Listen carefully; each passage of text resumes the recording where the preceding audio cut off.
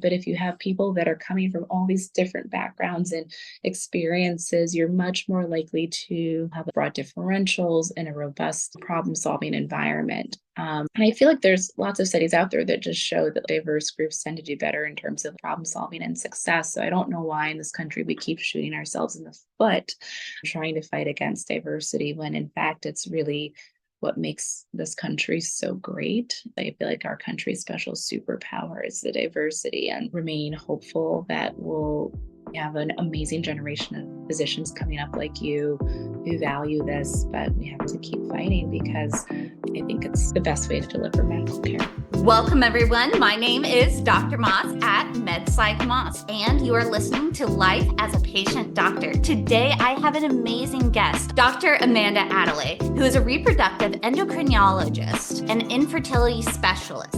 She's the founding partner and medical director of CCRM Chicago. She's passionate about increasing health equity in the fertility space. Her research has centered on patient education and disparities in infertility care. She's the chair-elect for the Access to Care Special Interest Group of the American Society of Reproductive Medicine. She has been featured on NPR and interviewed for the New York Times, National Geographic, and more. Thank you so much for being here today. Thanks for having me, and thanks for that kind introduction. And also, I have to say a special congrats to you on graduating from medical school, Dr. Moss. Thank you. Long journey, but I'm glad to finally be here. Yes, that's amazing. I would just love to hear a little bit more about your journey and background into medicine. I'm from Illinois, currently based in Illinois. I've always loved math and science. As a kid, I remember being particularly interested in biology and was acutely aware, even at a young age, of some healthcare disparities that I found to be upsetting and interesting, particularly around like the HIV/AIDS epidemic. I was a kid in the 90s, so I remember starting to see how disparate outcomes could be, and that always bothered me, and I put that in my back pocket. I also really liked cardiology back in the day, and I just really loved understanding how things work in the body. I went to a math and science magnet school for high school, and I had the opportunity to do research. And that really gave me the academic research bug. Even going into college, I wasn't sure if I was going to be a PhD in the biologies or be a physician. And ultimately, through college, I decided although I love research, I didn't want to be stuck writing grants the rest of my life. I really get fulfillment from helping others on a more day-to-day basis. And so that let me know I think medicine was probably going to be a better fit for me. Then I applied for medical school, got in. I went to Columbia for medical school, and that was a challenging and great experience. That would probably be my short to medium length answer about how I got into medicine. I love that. It's such a similar path that a lot of us have, is liking some sort of math and science. And then really, I like that you said that you were really debating between MD, PhD, because I see that as a common theme. I was even in psychology. I was like, do I do my PhD in psychology? Do I do my MD psychiatry? I don't know. I definitely relate to that concept. You were interested in cardiology. That's a bit different than reproductive endocrinology. What kind of led you down that path? Yeah, I think the thread in all of it is just I like learning how things work. And that's in so many different medical fields. I think as I went through puberty and became a young woman, you start to see some of the disparities that women face, or women identified people, in terms of access to opportunities and education, both globally and within the US. And I didn't like that disparity that I saw. And I think it made me feel like I wanted to impact women positively. That's what put me in the direction of women's health. Some of the research that I did in college was in breast cancer. Basically, I just applied for the summer research program as an undergrad. It was called the CURE program at Northwestern. It's a cancer umbrella research and education program, which was phenomenal. And I really enjoyed it. I did it either 1 or 2 years. I did it because I was interested in medicine and research, but it happened to be in cancer. I happened to be put in a breast cancer lab with Dr. Vince Krenz, who used to be at Northwestern, is now at the University of Wisconsin, and was one of many pivotal people in my life in terms of really inspiring me. I had the bug for women's health. I spent probably 5 to 7 years between college and med school trying to figure out, did I want to be a breast surgeon or did I want to do OBGYN? I think I knew fairly early on that women's health was going to be my jam, but exactly how I was going to do that, it took time. In medical school, once I learned more about what the field of OBGYN was like, I loved operating. I was like, oh my gosh, you get to wear pajamas to work, listen to music, hang out with your friends, and use your hands. I was like, this is like a no-brainer. I actually skipped my REI day in med school so that I could go deliver more babies because I like delivering babies. I felt like everything was pretty like rosy. And it wasn't until I actually got to residency that I had a big change of heart. My second day of being a resident, they put me on labor and delivery days. I was with my chief resident, Dr. Lisa Grossman, who's amazing. The first day was whirlwind. I think it was a Wednesday. I'm not positive, but I think it was a Wednesday. It was just busy. The second day, we're like into the second delivery, and I was like, I don't think I'd like delivering babies. That was a very scary moment because I had just signed up to do this for 4 years. So I was like, I need to really figure out what I like doing. And to be clear, a good vaginal delivery is one of the highest of highs. I do like delivering babies and enjoy taking care of people in that part of their life, but there's a lot that goes into it. The electronic fetal heart rate monitoring, the litigiousness, and the documentation. I didn't enjoy that. And I was like, I didn't want that to be the majority of what I was doing, even if there were like these highs of highs with delivering a baby.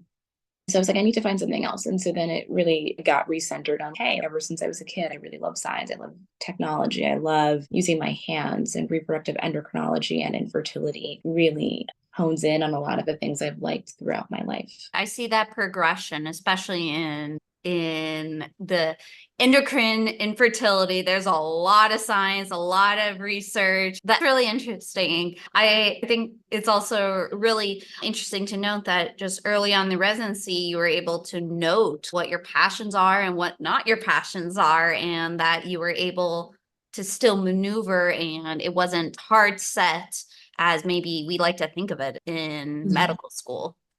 I hope it's a lesson or a boost for other people. On the one hand, it was very scary, and I felt very silly that I had committed several years of my life to do something that I was like, oh, I don't think I like it. But the reason I went into it was because of the overall theme of women's health. I believed very strongly I could maneuver within the field and find what I liked. Not great not to love labor and delivery, because it is a lot of what you do as an OBGYN. But it was okay because the foundation was using your mind to help half of the global population, and arguably more in some regards. So it was okay. It's okay to realize and pivot as an adult. It can be scary, but it can be really rewarding.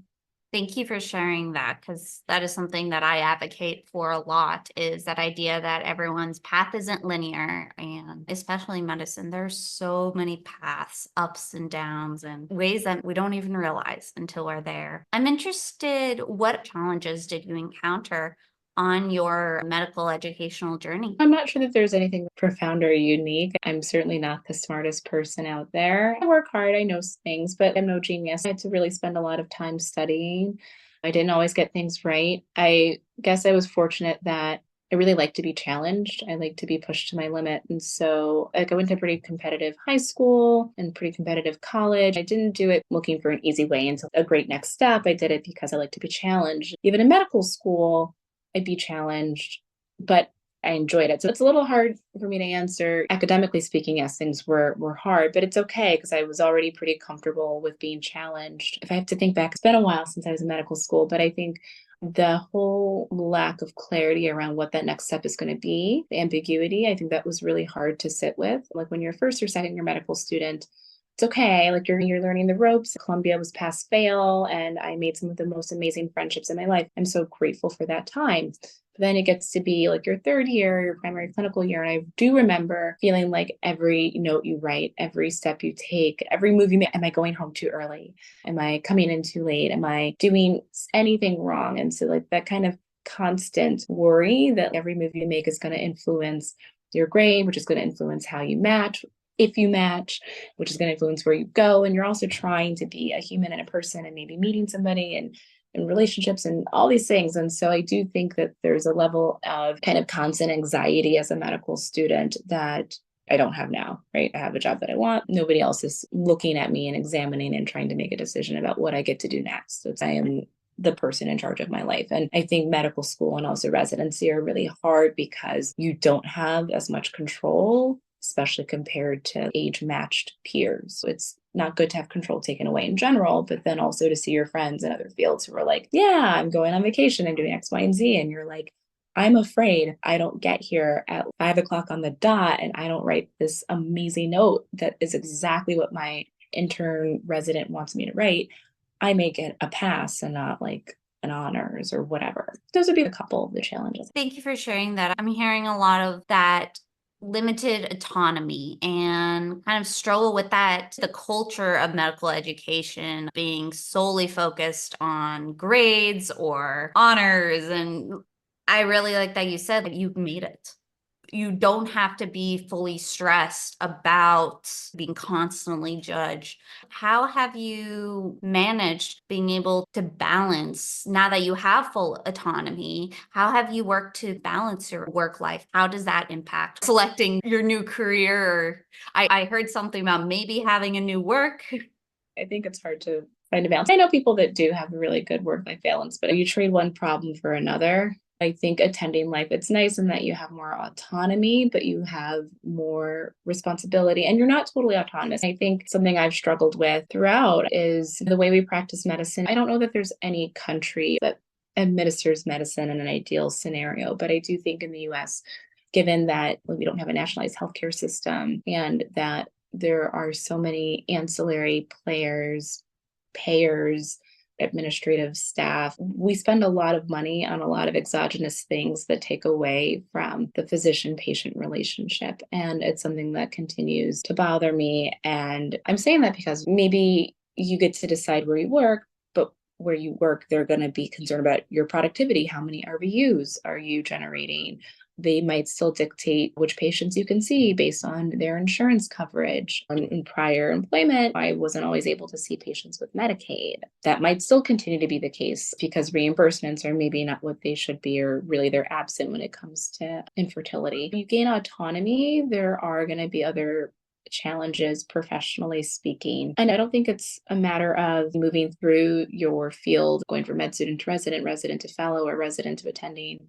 I think it's just aging in general. As I approach 40, it gives me more insight into, in my view, you live once, and speaking up more about what are the things that are going to work for me and my family, and really making sure you understand your value. They're not a ton of physicians. So you just are living the journey now. It's hard to become a physician. And if somebody as an organization isn't going to treat you well, you can take your services somewhere else. I think being empowered to feel like I can make decisions. They may not be easy. It might still have other things I have to think about and complications, but these things can be done. And it's a part of the journey in life. There are going to be ups and downs. Thank you for sharing that and how to go about these systemic health challenges that pretty much wherever you're going to work, there's always administrative, political factors impacting just wanting to be with a patient and be human with each other.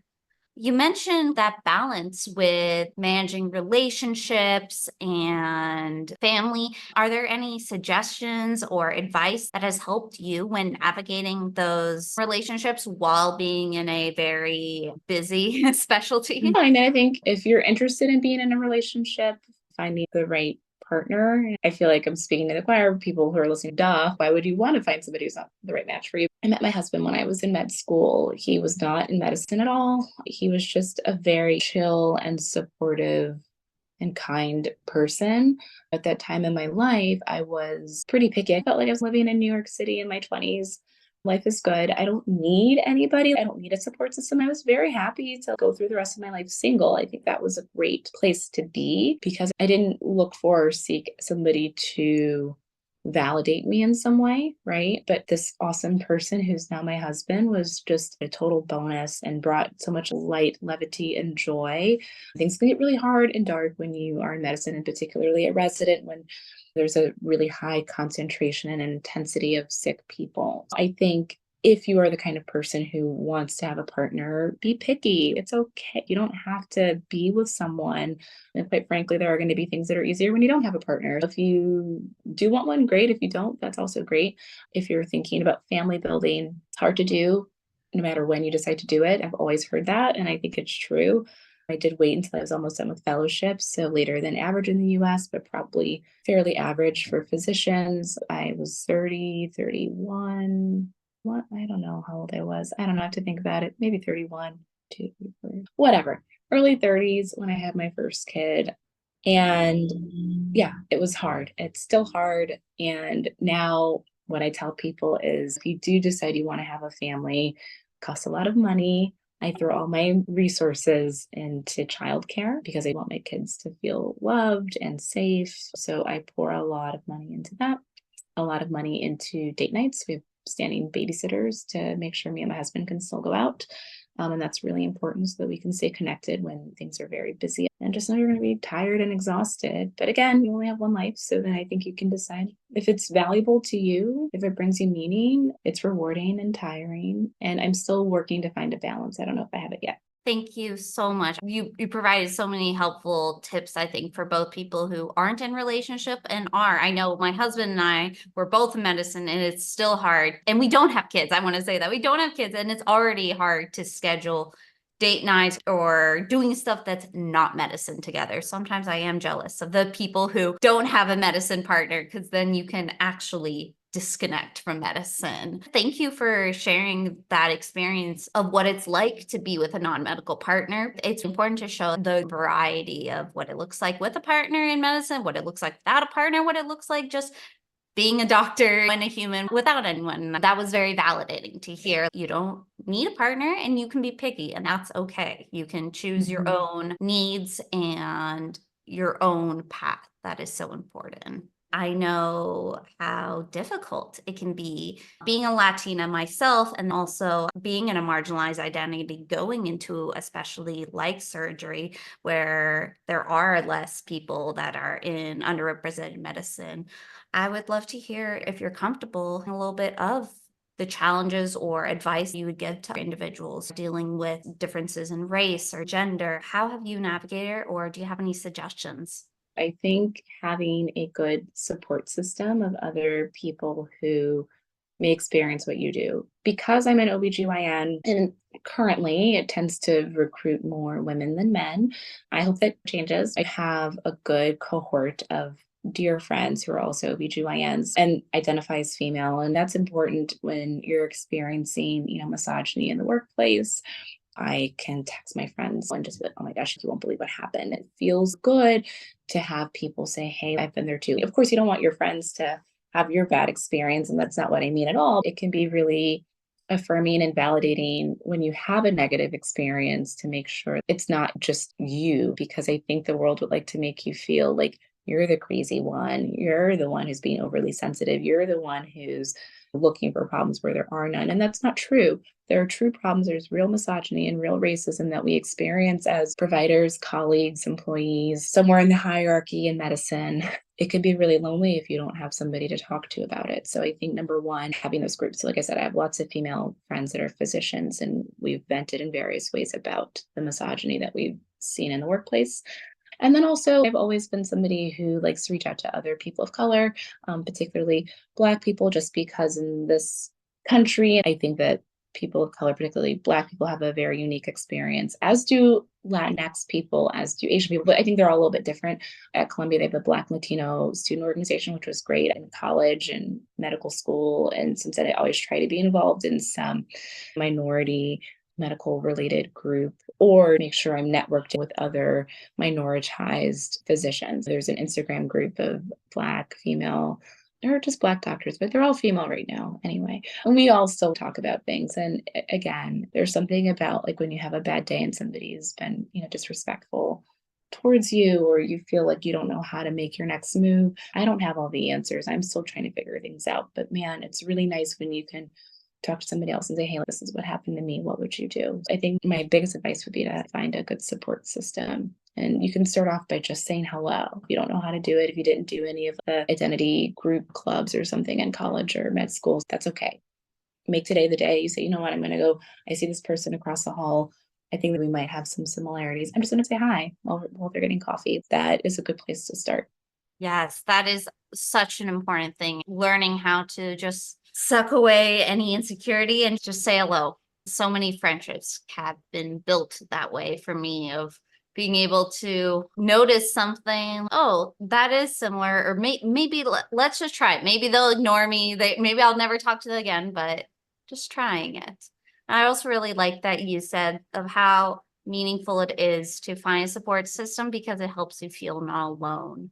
I talk about that a lot on my podcast and on social media. This concept of whenever we're failing an exam or not doing well mentally or physically, we like to think that we're the only ones. And that's a very human concept, is think that it's only me that can struggle, only I can be in pain or challenge. And the thing is, if everyone thinks that, it's so important to break away from that, and sharing stories can be really helpful, because you can realize we all as humans share a lot of commonalities, emotions, or experiences in different ways that can help us connect. I know we talked about it, but I'm interested in getting your thoughts on breaking stereotypes and promoting diversity and humanism in medicine. Yeah, I think it's very important to break stereotypes in medicine. I think diversity is incredibly important in medicine. Some stereotypes are being addressed. The majority of women are enrolled in medical school. I think there's still issues around leadership of women in the medical environment. But I do think in the US, I would say, if I think about how I envisioned a doctor when I was a kid versus as a physician now, I do think we've made some good strides in terms of gender parity and representation, but that doesn't include transgender, gender expansive, and non-binary folks who maybe are not reflected as well as they should be in medicine and medical leadership. I don't want to exclude that group, but talking about cisgender women, I do think there have been some improvements, but we have a long way to go.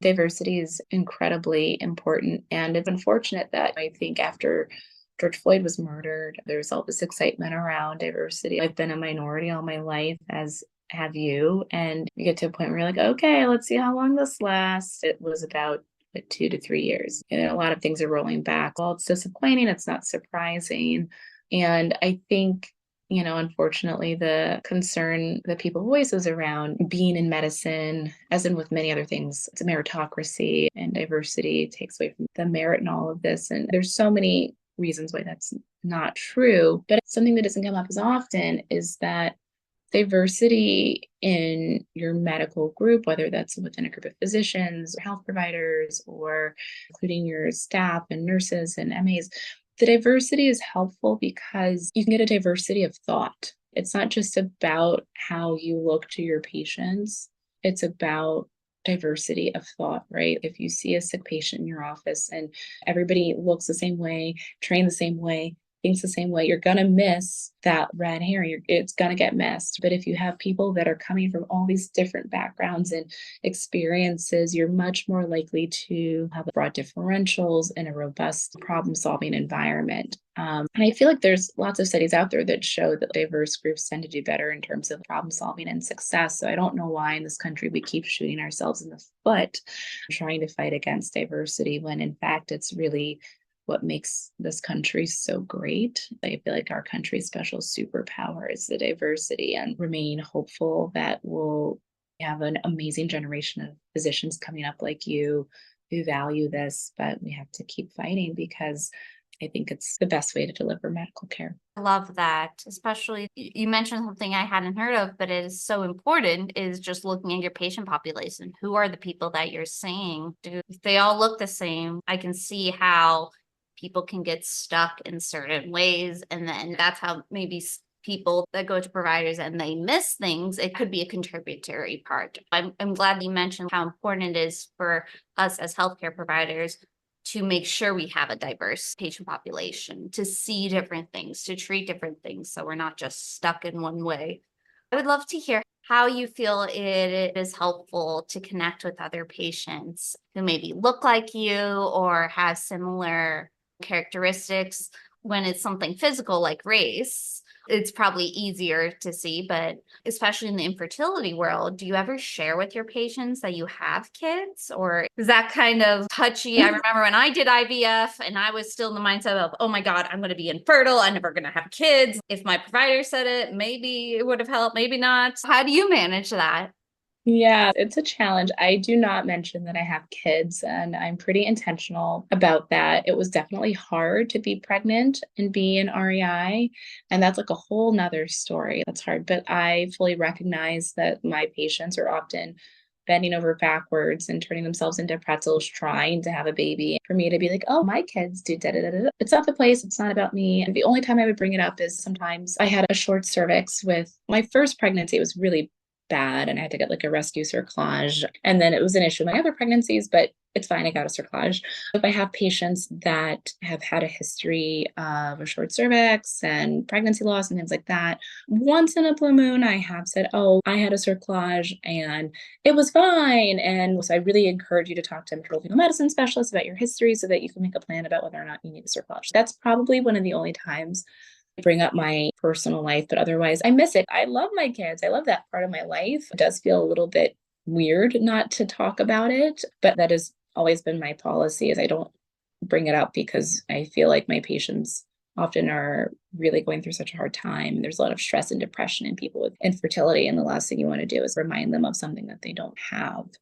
So I try not to bring it up. And otherwise, I always love connecting with patients. And for, I think, your viewership, something I'm sure you've emphasized before is I think, again, diversity is so important, like not just diversity in terms of how we look, but our experiences. I was a classics major in undergrad. I was an NFL cheerleader, did all sorts of other weird stuff. I love reality TV.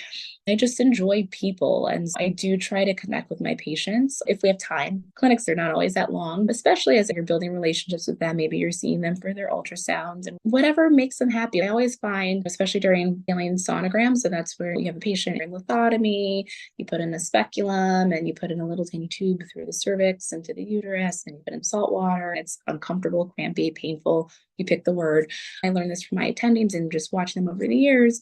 Like talking to your patients through it and distracting them a little bit can be really helpful. But everybody's different. It's so fun. Honestly, I'm always coming up with random things like which on TV, where are you going on vacation? What do you like to do? Do you like to go to Turks and Caicos? Do you like hiking? Living your own life and bringing other things that bring you joy into it and being curious about them helps to build a really good relationship with patients.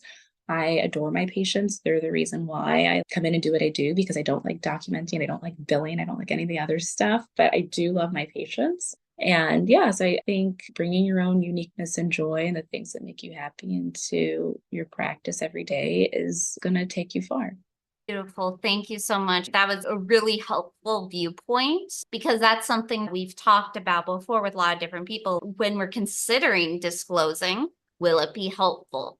Will it not be helpful? It's really helpful to hear you being very intentional with whether or not to disclose. And intentional means for you not to disclose for these situations. And you've pre-thought about it. You've developed a strategy for yourself. And I think that's something I just want to emphasize. I know that because I've disclosed a lot of things online about my experience, people think, oh, you just share with all your patients. I'm like, no, that's not the case. I'm trying to show that there's ways to do it and there's ways not to do it. You provided a helpful way to think about and why it wouldn't be helpful for this situation, but would be in this and how much and how little. Mm-hmm. Thank you so much for sharing that. As we wrap up, you gave so much amazing advice, but do you have any final words of wisdom to pass on to individuals, maybe other health professionals who live with disabilities or health conditions? I think that there's two quotes I think about, and I'm not good with quotes, but the concepts are there. One is from Arundhati Roy, and the quote goes something to the effect of to love, to be loved, to never, to remember your own insignificance, to never make simple what is complicated or complicate what is simple, to seek beauty to its lair, and to never forget the cruelties in the world, and basically to just never forget. Basically, the point or the thing that I always take away from it is to never complicate what is simple or make simple what's complicated. And I think sometimes we all feel like you might compare yourself to somebody else and you might be like, gosh, they're able to do X, Y, and Z, and here I am not doing this. But we are all so complicated, right? Some things are simple. Don't make simple things hard. Also, don't judge a book by its cover. Recognize that every single person on this planet, including ourselves, are going to have some really amazing experiences and some real challenges. And that's okay. It means that we're not all going to get to the same place at the same time or ever. And that's okay. It's more about the journey. I think about that quote no less than once a day, and it applies to everything, especially as things are challenging globally. The other one is basically it's very important to bear witness, to be able to tell your story. I'm a huge believer in narrative medicine and the importance of sharing stories. Personally, I don't always share my story. I'm more curious about others, as are you, since you're doing all of these podcasts. But I think sometimes it might be that it needs to be about you and you telling your story and looking for people to listen and building that support system, no matter whether you're going to be in healthcare or pivot and do something else. I think really knowing yourself and finding that good support system will take you. I love that. Thank you, Dr. Adelaide. That was beautiful. The bearing witness is so important. I'm sure you do that a lot when working with patients who are coming to you with very vulnerable and difficult stories. Thank you so much for sharing that. I like that quote of never make simple that is complicated. It seems very relevant. As you learn so much, you realize that you still don't know anything, which seems counterintuitive. The more you know you don't know, and get comfortable with not knowing. It's a very good place to be. If you assume you just don't know things, it makes life a lot easier. Thank you. I will do a quick summary of all the amazing things that you mentioned. You talked about how you started off in the 90s where there was a lot of health disparities that you noticed, whether that during the AIDS crisis. And that definitely was something that really got your passion and really wanting to support others. In pre-med, you did breast cancer research and saw how important it can be to really support individuals with breast cancer. You went through like a PhD versus MD track, ended up choosing MD because you want to make relationships and really foster relationships with patients, not just write grants.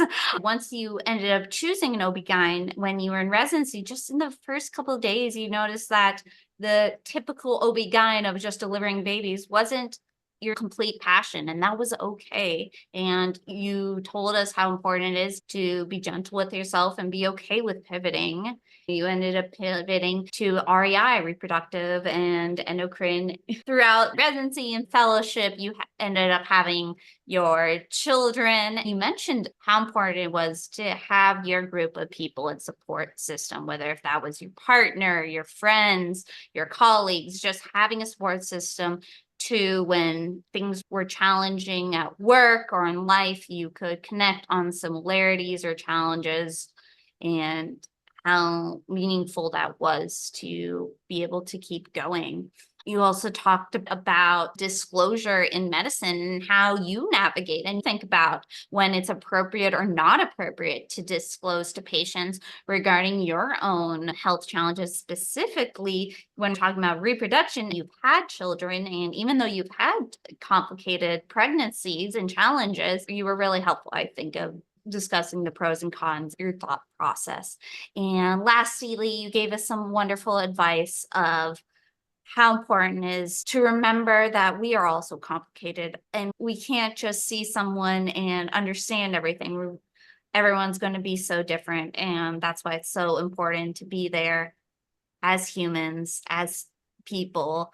Maybe you do that through talking with patients about their passions while they're going through a difficult procedure, or maybe that's just listening to other stories of other healthcare providers, like the power in narrative medicine, being able to recognize that everyone has their own journey, and that's what makes us humans. We're not all the same. We're not all simple.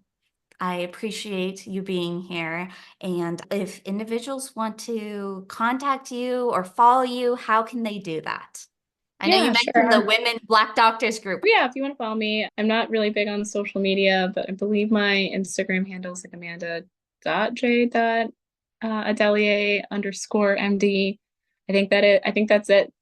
I'm probably the only one. So that's what you can DM me. I'm not on Facebook, not on Twitter. think I'm on dexamethasone. So those are probably good ways to reach out to me. Otherwise, I'm hoping my new practice will be open next year. I'm very excited to hear it. Maybe I'll be a future patient in post-fellowship in 4 or 5 years once I bring back my embryos Yeah. that are currently frozen.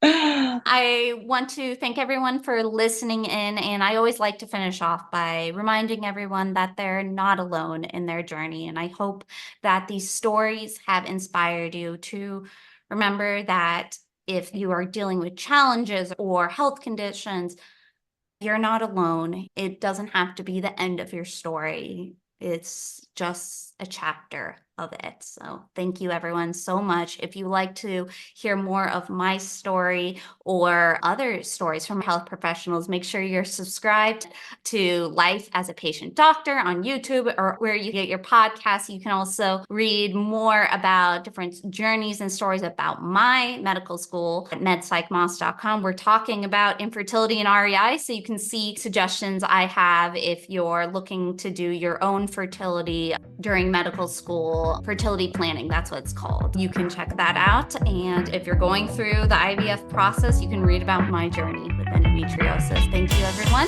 Social media is at medpsychmoss. Thank you, everyone. Take care.